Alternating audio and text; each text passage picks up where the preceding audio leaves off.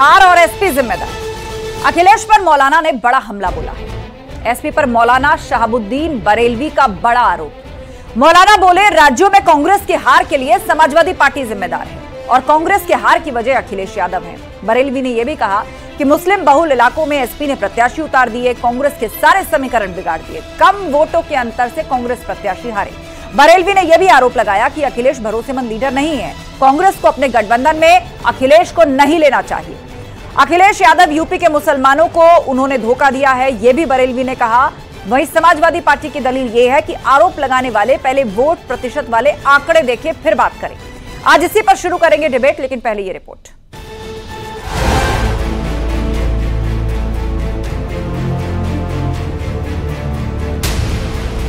मौलाना का पलटवार, कांग्रेस की हार के लिए एसपी जिम्मेदार। इन राज्यों में समाजवादी पार्टी की वजह से कांग्रेस इलेक्शन हार गई और कांग्रेस को जो भारी नुकसान हुआ वो अखिलेश यादव की तकरीरें थी। उन्होंने कांग्रेस को जगह जगह चोर पार्टी कहा, धोखेबाज पार्टी कहा। मौलाना की अपील, कांग्रेस ना करे अखिलेश पर भरोसा। कांग्रेस के और कांग्रेस के अलायंस के जो जिम्मेदार लोग हैं, मैं उनको मशवरा देना चाहता हूं कि वो अपने साथ में समाजवादी पार्टी के मुखिया अखिलेश यादव को साथ में शामिल न करें और अखिलेश यादव पर कतन भरोसा न करें। उत्तर प्रदेश के मुसलमानों ने अखिलेश यादव पर भरोसा किया, मगर उन्होंने पूरे तरीके से मुसलमानों के भरोसे को तोड़ दिया है। कांग्रेस का मकसद कुछ और था, वो क्षेत्रीय दलों के खिलाफ चुनाव लड़ना चाहती थी। इसलिए आज हारने के बाद अगर कोई समाजवादी पार्टी पे हाथ का ठीकरा फोड़ता है तो उसको कम से कम एक बार आंकड़े जरूर देख लेने चाहिए। विपक्ष का फंडा, क्यों विभाजनकारी agenda? So that is the main reason that the people of this country should think that the power of this BJP is only winning elections and mainly in the heartland states of Hindi and what we generally call as the Gomutra states. You cannot come to South India. You see all the results of what happens in Tamil Nadu, Kerala, Andhra, Telangana and Karnataka. We are very strong over there. जो लोग आज भारत विरोधी गतिविधियों के माध्यम से समाज को विभाजित करते हैं, भारत को कमजोर करने का प्रयास कर रहे हैं, ये बाबा साहब भीमराव अंबेडकर का अपमान करते हैं। बीजेपी का वार, टुकड़े टुकड़े गैंग के साथ कांग्रेस।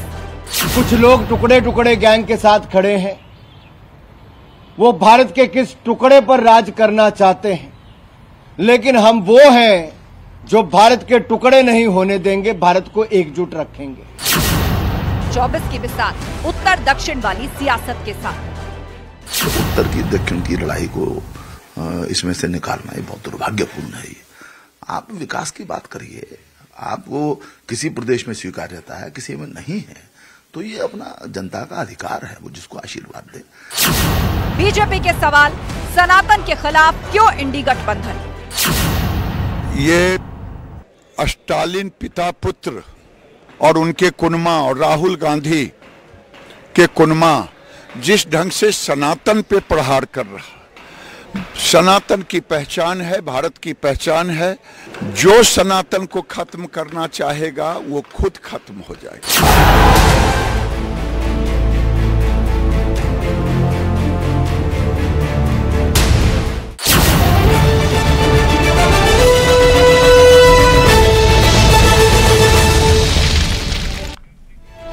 और अब वक्त है महाबहस के सवालों का। जिन सवालों पर यह पूरी डिबेट आज फोकस होगी वो सवाल आपके सामने। बरेलवी क्यों बोले कांग्रेस की हार एसपी जिम्मेदार? मौलाना बरेलवी ने यह बयान दिया है और कहा समाजवादी पार्टी ने मुस्लिम बहुल इलाकों में कैंडिडेट्स उतारे जिससे कांग्रेस का वोट बढ़ गया।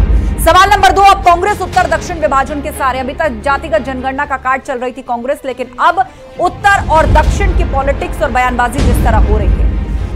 योगी बोले विभाजनकारी ताकतों से सावधान। मुख्यमंत्री योगी आदित्यनाथ ने पलटवार किया है और विभाजनकारी ताकतों से सावधान रहने की बात कही है।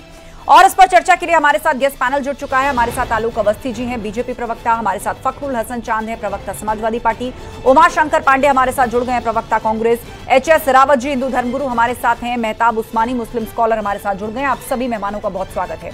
चर्चा की शुरुआत करते हैं और सबसे पहले आलोक अवस्थी जी, मुख्यमंत्री योगी आदित्यनाथ ने कहा है कि विभाजनकारी ताकतों से सावधान रहिए। इसका क्या अर्थ है? जिस तरीके से राजनीतिक दल जातियों में बांट करके देखना चाहते हैं, धर्म के आधार पर बांट कर देखना चाहते हैं, अब तो उत्तर और दक्षिण में भी बांट करके देखना चाहते हैं, और जिस तरह के बयान आने शुरू हुए हैं, यह बिल्कुल जो है लोकतंत्र के विपरीत है। इसमें किसी भी धर्म के खिलाफ या किसी भी क्षेत्र के खिलाफ किसी भी तरह की नकारात्मक टिप्पणियों को देश सहन नहीं करता है। अभी हाल ही में 3 राज्यों के चुनावों में भारतीय जनता पार्टी भारी बहुमत से जीती है। आपने देखा होगा किस तरीके से सनातन धर्म के खिलाफ अनर्गल बयान हो रहे थे। समाजवादी पार्टी के अंदर से उनके एक नेता, राष्ट्रीय महामंत्री लगातार सनातन को कोस रहे थे, भगवान श्री राम पे, भगवान माता लक्ष्मी पे और मानस पे अनर्गल प्रहार कर रहे थे। वही सनातन को धर्म को खत्म करने के लिए दक्षिण से आवाज उठी। किसी भी ना अखिलेश यादव ने उस बयान की निंदा करी, ना राहुल गांधी ने उस बयान की निंदा करी। उसका परिणाम यह है कि देश की जनता ने उनको धूल चढ़ा के रखा है और आगे भी इस तरह के परिणाम उनको लगातार देखने को मिलते रहेंगे। ठीक है, फखरुल हसन जी, मौलाना बरेलवी कह रहे हैं कि समाजवादी पार्टी बिल्कुल भी भरोसेमंद अलायंस नहीं है, क्योंकि उसी ने कांग्रेस को हराया है, मुस्लिम बहुल इलाकों में प्रत्याशी उतारे, इसीलिए INDIA गठबंधन उन्हें आगे से ना ले। देखिए आस्था जी, हम पहले आलोक अवस्थी जी के सवाल का जवाब जरूर दे दें कि कल जो DMK सांसद का बयान था उसकी हम समाजवादियों ने उसकी निंदा भी की। आज वो माफी मांग ली, लेकिन हम चाहते हैं कि वो कभी इस तरीके का बयान न दे, क्योंकि जो तमिल और द्रविड़ परंपरा है जिसमें उनके सबसे बड़े जो राजा होते थे राजेंद्र चोल जी, जो मलेशिया, इंडोनेशिया, लंका को जीत के जब बंगाल की घाटी में गए थे और पश्चिम बंगाल में गंगा से पानी लेके गंगा जल लेके अपने सर पे लेके वो तमिल गए थे और कृत्रिम तालाब में डाला था। तो जो सनातन परंपरा है उसका सम्मान हमेशा दक्षिण ने भी किया है और जो बयान है वो निंदनीय है। समाजवादी पार्टी उसकी निंदा करती है। जहां तक और बयानों का सवाल है तो आलोक अवस्थी जी आपको संजय निषाद को मंत्रिमंडल से कब हटाएंगे, ये सवाल आपके सामने लगातार बना रहेगा। माता सीता पर बयान देने वाले लोग क्यों संसद में आप पहुंचा रहे हैं, ये बयान आपके सामने लगातार बना रहेगा। पवन पुत्र हनुमान जी पे बयानबाजी करने वाले लोग आज भी आपके साथ हैं। आप आलोक अवस्थी जी से जवाब मांग रहे हैं और आलोक अवस्थी जी और बीजेपी लगातार कहती है कि स्वामी प्रसाद मौर्य पर कब कार्रवाई होगी, ये तो बता मैं अभी आस्था जी ने बयान दिया, आपने कहा निंदा करते हैं। अब मैं आपसे स्वामी प्रसाद मौर्य पर सवाल पूछ दूंगी तो फिर वो आप इधर उधर गोलमोल कर जाएंगे। बहरहाल मैं लौटूंगी आपके पास एक बार, सभी लोग आस्था जी तो एक सवाल नहीं ठीक है, नहीं आस्था जी एक सवाल संजय निषाद पे भी तो पूछ लीजिए आप। मैं सबको मौका दूंगी, आपने ये सवाल किया है, लेकिन एक बार सभी पैनलिस्ट अपनी बात रख ले। ठीक है फखरुल जी, आलोक अवस्थी इसका जवाब देंगे, लेकिन आप भी स्वामी प्रसाद मौर्य पर बोलिए। बहरहाल उमाशंकर पांडे जी हमारे बीच में है। उमाशंकर पांडे जी बताइए, क्या समाजवादी पार्टी ने कांग्रेस को चुनाव हरा दिया? आपको समाजवादी पार्टी को हल्के में लेना और उनके अध्यक्ष पर वार करना आपके नेताओं द्वारा भारी पड़ गया। मौलाना बरेलवी कह रहे हैं कि अब गठबंधन में तो शामिल नहीं करना चाहिए, एसपी ने मुस्लिम बहुल इलाके में प्रत्याशी उतार के आपका खेल बिगाड़ दिया।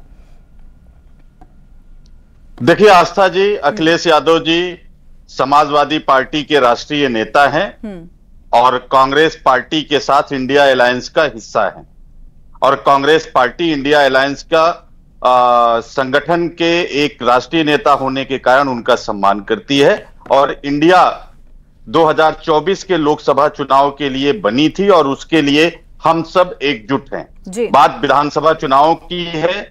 विधानसभा चुनाव में अखिलेश यादव जी 6 सीटें कांग्रेस पार्टी से मांग रहे थे, 4 सीटें देने को कांग्रेस पार्टी तैयार थी और अब चुनाव परिणाम आ चुके हैं। उन 4 सीटों पर समाजवादी पार्टी को 1000 से ज्यादा वोट मिले हैं। बाकी जहां पर उन्होंने चुनाव लड़ाए हैं वहां पर समाजवादी पार्टी को 1000 से नीचे वोट मिले हैं। इसका मतलब जो कांग्रेस पार्टी का आकलन था और जो कांग्रेस पार्टी माननीय अखिलेश यादव जी से कह रही थी वो सही था। 0.47% वोट समाजवादी पार्टी को मध्य प्रदेश में मिले हैं। इसका मतलब हुआ कि कांग्रेस पार्टी का जो समाजवादी पार्टी को लेके आकलन था और जो 4 सीटें देने का ऑफर कांग्रेस पार्टी कर रही थी वो उचित था। अब रही बात है कि उससे माहौल बिगड़ा या नहीं बिगड़ा, उससे कांग्रेस पार्टी को कितना नुकसान हुआ, मैं इसको आपके दर्शकों पर, स्वयं समाजवादी पार्टी के नेताओं पर, इसको आत्ममंथन के लिए छोड़ देता हूं कि वो तय करें कि क्या इससे भारतीय जनता पार्टी को मध्य प्रदेश में अपना माहौल बनाने में, चुनाव जीतने में मदद मिली है। ये मैं समाजवादी पार्टी और आपके दर्शकों पर छोड़ देता हूं। ठीक है। दूसरी बात आपने, ठीक है, मैं आऊंगी उमाशंकर जी, एक बार सभी लोग बात रख लें। आलोक जी मैं आती हूं आपके पास, लेकिन एचएस रावत जी भी। एचएस रावत जी, अब नॉर्थ वर्सेस साउथ, ये नया कॉन्सेप्ट अब इस देश में लेकर आया जा रहा है, इस पर बहस की जा रही है, बयान दिए जा रहे हैं, चर्चाएं की जा रही हैं कि उत्तर में तो जीत गए, गौमूत्र रीजन कहा जा रहा है इसको। देखिए, ये बड़ा दुर्भाग्य है आस्था जी, जब आपका राजनीतिक अस्तित्व समाप्त होना शुरू होता है तो फिर आप देश और प्रांत और भाषा के आधार पर, जाति और धर्म के आधार पर जो वोटर्स है, जो पब्लिक है, जो जनता है, उसको गुमराह करने की कोशिश करते हैं। ये बहुत निंदनीय है, ऐसा नहीं होना चाहिए। क्योंकि देश के साथ अगर खिलवाड़ होगी, या कोई भी व्यक्ति, कोई नेता देश से ऊपर नहीं हो सकता। अगर इस प्रकार की कोई बात होती है तो देशद्रोह का मुकदमा डाल करके उनको अंदर कर देना चाहिए, चाहे कोई सांसद हो, चाहे कोई मिनिस्टर हो, चाहे मुख्यमंत्री का बेटा हो। यह असहनीय है। और इस प्रकार से अगर नॉर्थ इंडिया के खिलाफ जिस प्रकार का वाहियात बयान उन्होंने दिया है, वो नहीं देना चाहिए। अगर इस तरीके से बयान दोगे तो निश्चित तौर पर कहीं ना कहीं नॉर्थ इंडिया के लोग भी उधर रहते हैं, साउथ इंडिया के लोग भी इधर रहते हैं, सब आपस में मिलजुल करके बातें करते हैं, और ये कहीं ना कहीं नेगेटिव है। इस तरह के बयानों के लिए उन्होंने माफी मांग ली, लेकिन कांग्रेस को इससे किनारा कर लेना चाहिए ऐसे लोगों से कि जो सनातन धर्म पर हमला कर रहे हैं। और कांग्रेस, मेहताब उस्मानी जी, जातिगत जनगणना की बात हुई, ओबीसी पॉलिटिक्स की बात हुई, दलितों की बात हुई, लेकिन अब देखिए यहां पर माइनॉरिटीज की बात हुई, लेकिन अब चुनाव नतीजे आ चुके हैं, तो अब नॉर्थ वर्सेस साउथ की बात होगी इस देश में। इस तरह बांटा जाएगा देश को? देखिए, ये बात तो गलत है। देश पूरा एक है, नॉर्थ और साउथ का कोई मतलब ही नहीं बनता है। क्या नॉर्थ में अलग प्रधानमंत्री बनते हैं, साउथ में अलग बनते हैं? जब प्रधानमंत्री देश के एक है तो देश भी सारे एक ही जगह होना चाहिए ना। ये बांटने की राजनीति खत्म होनी चाहिए। और दूसरी बात ये कि मैंने देखा है अक्सर बीजेपी है, सिर्फ और सिर्फ बीजेपी, बाकी जितनी भी पार्टी है, चाहे वो क्षेत्रीय पार्टी है और राष्ट्रीय पार्टी हो, वो सारी देश विरोधी पार्टी है। चलिए, सिग्नल फ्रीज हो गया है आपका, आप बीजेपी पर आरोप लगा रहे हैं। आलोक अवस्थी जी। जी, मैं देखिए अभी डिबेट के अंदर ही कांग्रेस के प्रवक्ता ने समाजवादी पार्टी की हैसियत बता दी कि आपकी हैसियत क्या है। उन्होंने बता दिया कि आप 1000 वोट पाए थे और 1000 के नीचे बाकी जगहों पर आप पाए थे। यह गठबंधन का सबसे बड़ा मूल जो इनकी धारणा है कि घमंडिया गठबंधन हम इसीलिए कहते हैं, अहंकार से चूर हर पार्टी है, दूसरे पार्टी को नीचा दिखाना चाहती है, दूसरी पार्टी की कॉस्ट में अपना स्वार्थ सिद्ध करना चाहती है। और जिस तरह का वातावरण देश के अंदर बनाया जा रहा है, कभी जातियों के नाम पर और कभी धर्म के नाम पर और नॉर्थ साउथ के नाम पर, तो आज हद ही हो गई है। हम गौमूत्र वाले राज्य हैं, ठीक है, हम गौ पालते हैं, हम गौ की इज्जत करते हैं, गौमूत्र चूंकि जो है स्वास्थ्य के लिए अच्छा होता है, कई सारी इसकी बीमारियां से दूर होती है, सेवन भी करते हैं कई लोग जिनको मानते हैं। लेकिन एक हीन भावना से देखना उत्तर भारत के लोगों को, और साथ में जो राहुल गांधी के एक बयान की चर्चा भी मैं करना चाहूंगा। जब वो यूपी से हार के चुनाव गए और केरल में चुनाव लड़े, उसके बाद वहां पर उन्होंने बयान दिया कि साउथ इंडिया के लोग ईमानदार और अच्छे होते हैं बशर्ते उत्तर प्रदेश, मतलब उत्तर भारत के। तो स्वयं राहुल गांधी जी ने उत्तर भारतीयों के बारे में स्वयं जाकर के वहां पे बयान दिया था, ये ऑन रिकॉर्ड है। और फखरुल हसन चांद साहब को मैं पूछूंगा कि आपकी हैसियत कांग्रेस के प्रवक्ता ने बता दी है, आपकी हैसियत क्या है? आप अपने गठबंधन का धर्म उमाशंकर जी इस पर जवाब देंगे। आपने राहुल गांधी को कोट किया, उमाशंकर जी, उसके बाद फखरुल जी। मैं एक आस्था जी, मैं भारतीय जनता पार्टी की एक राष्ट्रीय नेता का बयान यहां कोट करना चाहूंगा, किरण रिजिजू। उन्होंने कहा, मैं अरुणाचल प्रदेश का रहने वाला हूं और अरुणाचल प्रदेश का होने के नाते बीफ खाना मेरा जन्मसिद्ध अधिकार है। किसी में हैसियत है तो बीफ खाने से हमें रोक कर दिखाए। और ये बयान उन्होंने मुख्तार अब्बास नकवी के उस बयान के बारे में दिया था, जिसमें मुख्तार अब्बास नकवी ने कहा था जो लोग बीफ खाते हैं वो पाकिस्तान चले जाएं। उनको जवाब देते हुए किरण रिजिजू का ये बयान था, और तब वो देश के कानून मंत्री थे। भारतीय जनता पार्टी के साथी से पूछिए कि मैं अरुणाचल प्रदेश का हूं, क्या ये क्षेत्रवाद नहीं था? बीफ खाना हमारा अधिकार है, क्या ये गौ माता के खिलाफ उनका अत्याचारिक बयान नहीं था? क्या हम सब हिंदू हैं, गौ माता में हमारी आस्था है। हाँ। और उस आस्था का अपमान क्या भारतीय जनता पार्टी के नेता ने नहीं किया था क्या? केरल के इनके अध्यक्ष ने वहां पर 20 पार्टी करी थी, नहीं करी थी? आपके कानून मंत्री का जवाब दीजिए, हमने तो हटा दिया था। हमने तो उस पदाधिकारी को गाय को काटा और वहां पर 20 पार्टी करी और वो गाय काटने वाला राहुल गांधी के उनको यात्रा में हमने तो हटा दिया था। हुई थी। तो आप वहां पर जाकर राहुल गांधी का बयान जो है आप गलत बता रहे हैं। नेताओं ने जो उससे जुड़े हुए थे सबको निष्कासित कर दिया गया था। ये भी देखना को क्यों नहीं हटाया? कहा था कि इनसे पूछे किरण रिजिजू पर ये क्षेत्रवादी भाषा बोलने पर, गौ माता के खिलाफ बोलने पर उनके खिलाफ भारतीय जनता पार्टी ने कार्रवाई क्यों नहीं की? इनसे पूछिए क्यों नहीं हुई कार्रवाई? किरण रिजिजू को इन्होंने क्यों नहीं हटाया? और संजय निषाद इनके अलायंस है, इनके चलिए ठीक है, आप लोग आपसी वाद विवाद में मत उलझिए। आपने समाजवादी पार्टी को लेकर भी कुछ फैक्ट्स रखे, एक बार उनका भी व्यू जान लेते हैं। फखरुल हसन जी हाथ भी उठा रहे थे, बोलिए फखरुल जी, और इसके बाद आलोक जी। ठीक है, बोलिए फखरुल जी। देखिए आस्था जी, हमारे कांग्रेस के मित्र जब आत्मचिंतन की बात कर रहे थे तो हम उनसे कहना चाहते हैं आपको आत्मचिंतन करने की आवश्यकता है, क्योंकि मध्य प्रदेश में समाजवादी पार्टी की कभी सरकार नहीं रही। हम तो वहाँ पे नई 2098 से वहाँ पे चुनाव लड़ रहे हैं। हम तो अपने संगठन का विस्तार कर रहे हैं। हम तो आपसे 4 सीटें चाहते, तो आप कह रहे हैं कि 4 सीटें ही ऐसी थी जिन वोटों से आप हार गए चुनाव। तो आत्मचिंतन की आवश्यकता आपको है कि हम अगर आप 4 सीटें भी देते तब भी समाजवादी पार्टी आपके साथ रहती। आपका तो अहंकार इतने ऊपर था तो आपने कहा कि आपकी जरूरत ही नहीं है, हमें तो 2 बजे तक आपने बैठा के रखा हुआ था। और देखिए, आप अगर हमारी हमने ये नहीं कहा था, हमने ये नहीं कहा था फखरुल जी, जब आप हमने ये कहा था 4 सीटें ले लीजिए, आप कह रहे थे 6 चाहिए। मामला यहाँ फंसा। और आपने तो बागेश्वर में भी आपने अनजाने में आपने बागेश्वर में भी भाजपा को जिता दिया।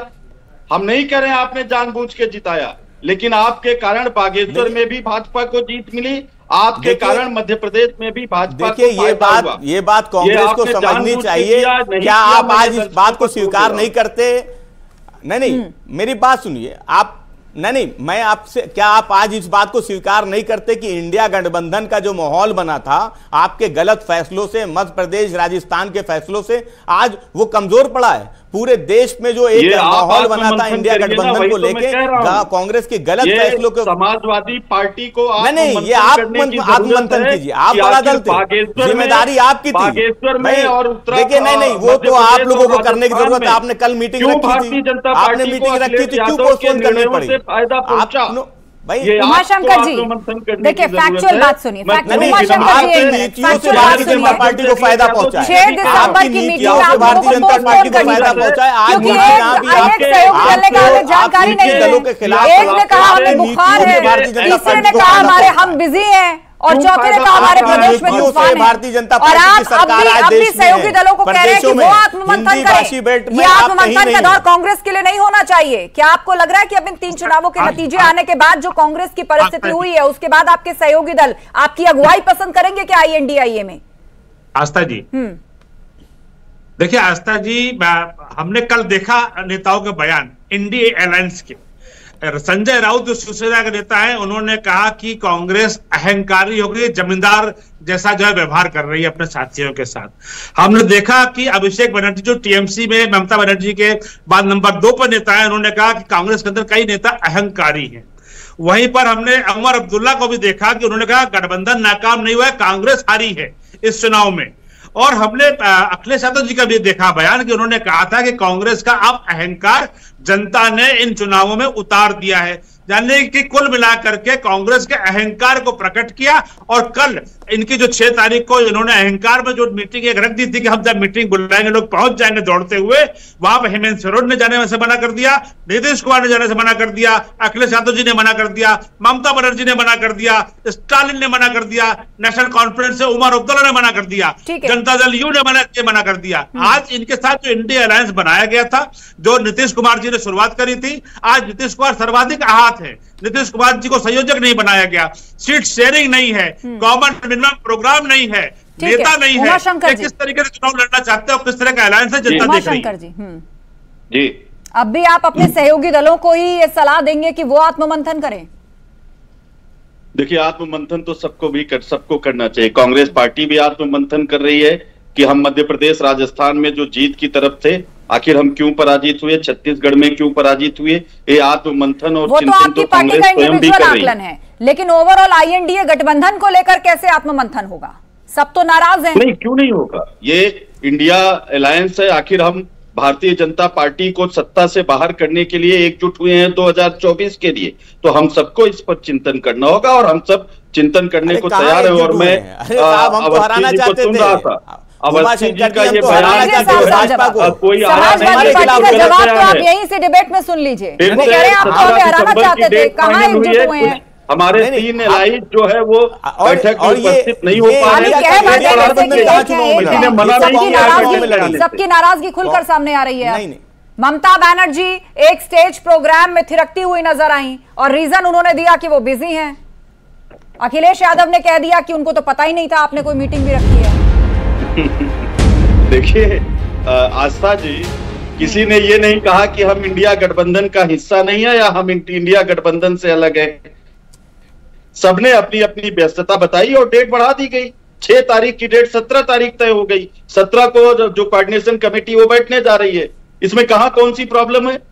इसमें आप लोग अनायास मीडिया को घेर रहे हैं इस मामले में। फखरुल हसन जी टुगेदर है, इंटीग्रेटेड है, मिलकर हम चुनाव लड़ेंगे और भाजपा को पराजित करेंगे। कांग्रेस पार्टी अभी भी आश्वस्त है फखरुल हसन जी की कोई नाराजगी नहीं है। आस्था जी देखिए, समन्वय की कमी है, इंडिया गठबंधन में। कांग्रेस बड़ा दल है, मीडिया नहीं कह रहा है, दल को बड़े दिल के साथ इस गठबंधन को चलाना चाहिए और ये जिम्मेदारी कांग्रेस की थी। हम देख रहे थे कि 3 राज्यों के चुनाव परिणाम आ रहे थे, एकदम से हमें पता चलता कि 6 तारीख को बैठक है। अरे भाई, आपने हम लोगों को जब चुनाव हो रहा था पूछा नहीं, एकदम से आप मीटिंग बुला लेंगे। तो देखिए, ये जो अहंकार है कांग्रेस का बड़े दल होने का, उस अहंकार को छोड़ के आप हिंदी भाषी बेल्ट में आएंगे, तभी आपको जो रीजनल पार्टी है वो अपने साथ लेके चुनाव लड़ेंगे। लेकिन क्योंकि उत्तर भारत में रीजनल पार्टियों की कोई मजबूरी नहीं कि हम कांग्रेस को साथ लेके चले। आपकी मजबूरी है उत्तर भारत में हमारे साथ, हमारे उत्तर प्रदेश में समाजवादी पार्टी का साथ लेने के लिए, बिहार में आपको नीतीश जी, लालू जी का साथ चाहिए, बंगाल में आपको ममता बनर्जी का साथ चाहिए, आपको दिल्ली और पंजाब में अरविंद केजरीवाल जी का साथ चाहिए, स्टालिन जी का साथ चाहिए। किसी की कोई मजबूरी नहीं। आपको अगर बड़े दिल के साथ इस गठबंधन को चलाएंगे तभी सब मिलकर भारतीय जनता पार्टी को हटा सकते हैं। अगर आप इसी तरीके से अपना अहंकार दिखाते रहेंगे, ठीक है, उमाशंकर जी जवाब दे रहे हैं। फिर इंडिया गठबंधन का भविष्य क्या होगा, ये तो आने वाला समय बताएगा। देखिए आस्था जी, आंकड़े इस बात के गवाह हैं कि उत्तर प्रदेश में लोकसभा में 3 सीटें समाजवादी पार्टी के पास है, 1 सीट पर कांग्रेस पार्टी। इस बात का भी आंकड़ा है आपके पब्लिक डोमेन में कि 2009 में माननीय मुलायम सिंह जी थे और कांग्रेस पार्टी के साथ अलायंस में लोकसभा हम लड़ना चाह रहे थे और 2 सीटों पर हमारी बात नहीं बन पाई। उसके कारण हम और समाजवादी पार्टी अलग अलग लड़े। हमारी लगभग बराबर सीटें आई, 22 सीटें हमारी आई थी, 22 सीटें इनकी आई थी। बाद में फिरोजाबाद में उपचुनाव हुआ, डिंपल यादव जी वहां से चुनाव लड़ी, राज बब्बर जी कांग्रेस के कैंडिडेट थे और डिंपल यादव जी चुनाव हारी और हमारी सीटें बढ़ के 22 हो गई और समाजवादी पार्टी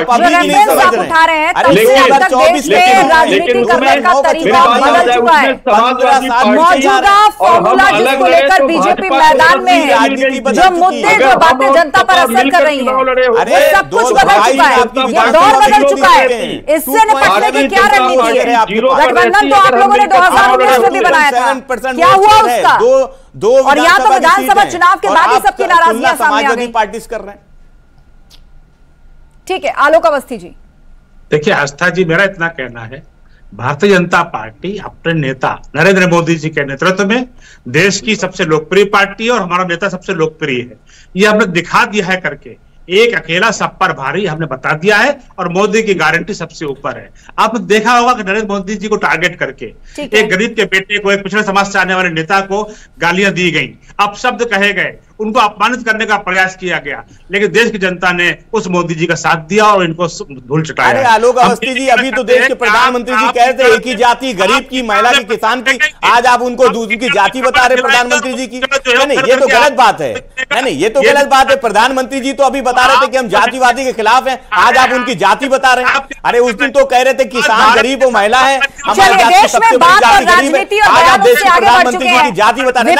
ये आपत्तिजनक है। लेकिन प्रधानमंत्री मोदी ने कहा मेरे लिए गरीब सबसे पहले जाति है, मेरे लिए गरीब सबसे पहला वर्ग है, महिलाएं हैं, नौजवान हैं और किसान हैं। तो वो जातिगत जनगणना वाले वादे पर या उस दावे पर फिलहाल जनता ने भरोसा नहीं जताया। लेकिन अब बात उस बंटवारे से आगे जाकर नॉर्थ और साउथ की लेकर के आ गए हैं तमाम दल, और इस पर अब एक बहस छिड़ रही है। आप सभी मेहमानों का शुक्रिया।